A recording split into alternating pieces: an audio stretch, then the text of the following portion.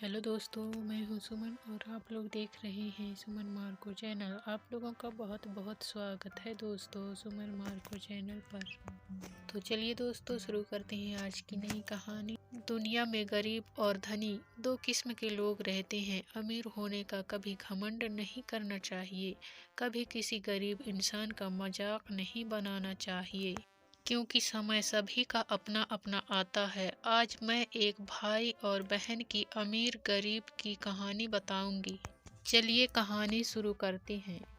एक गांव में एक गरीब किसान रहता था। उसका एक बेटा और एक बेटी थी। किसान अपने बेटा का विवाह करके कुछ साल के बाद अपनी बेटी का भी विवाह एक अमीर घर में कर देता है। बेटी बहुत अमीर घर में गई थी। उसके घर में नौकर चाकर काम करते थे।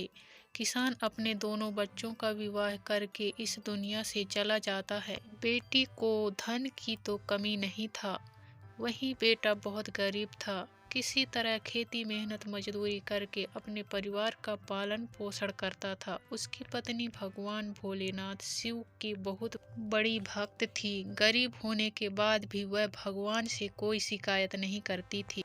वह थोड़े में ही गुजारा कर लेती थी और अपने परिवार के साथ खुश रहती थी। वहीं उसके पति की बहन धन ज्यादा होने के कारण घमंडी थी। वह अपने भाई की गरीबी के कारण उनसे कोई रिश्ता नहीं रखना चाहती थी। उसकी बहन धन के घमंड में इतनी चूर थी कि अपने भाई को देखना तक पसंद नहीं करती थी।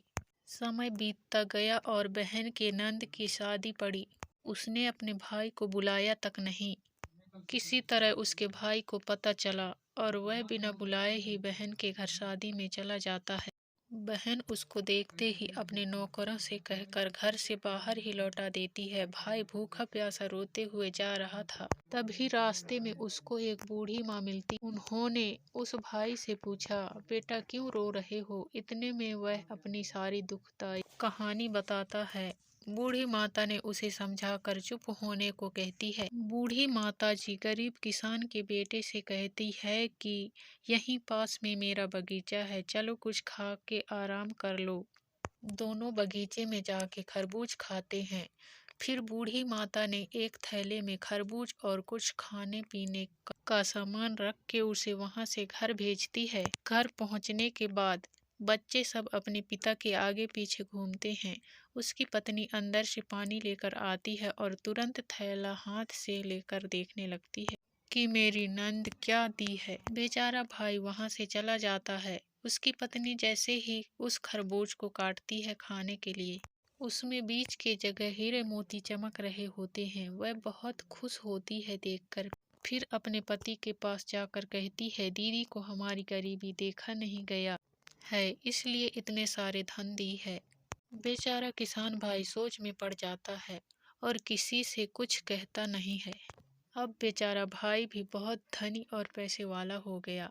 भाई के अमीर होने की खबर धन के घमंड में चूर रहने वाली बहन को पता चला और वह बिन बुलाए अपने मायके यानी भाई के घर आती है। ये देखकर भाई मन में सोचता है कि जब मेरे पास धन नहीं था तो बहन मुझे देखना तक पसंद नहीं करती थी। फिर भी वह और उसकी पत्नी ने उसका आदर सत्कार करते हैं। कुछ दिन के बाद बहन को ससुराल से बुलावा आया। उसके भाई और भाभी अच्छे कपड़े मिठाई कुछ उपहार देकर विदा किया।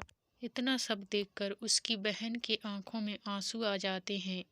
उसको समझ में आ जाता है कि धन ही सब कुछ नहीं है, अच्छा स्वभाव और दिल का बड़ा भी होना चाहिए। इस कहानी से हमें क्या शिक्षा मिलती है? इस कहानी से हमें यह सीखने को मिलता है कि हमें कभी भी किसी की गरीबी और मजबूरी का मजाक नहीं बनाना चाहिए। गरीब के कारण किसी से रिश्ता नहीं तोड़ना चाहिए। समय कब कैसा करवट ले लेती है कि गरीब अमीर और अमीर गरीब हो जाता है। इसलिए सभी के साथ आदर सत्कार और प्रेम से रहना चाहिए। तो दोस्तों आज के लिए बस इतना ही। मिलते हैं अगली वीडियो में। तब तक के लिए बने रहिए सुमन मार्को चैनल पर। Thank you.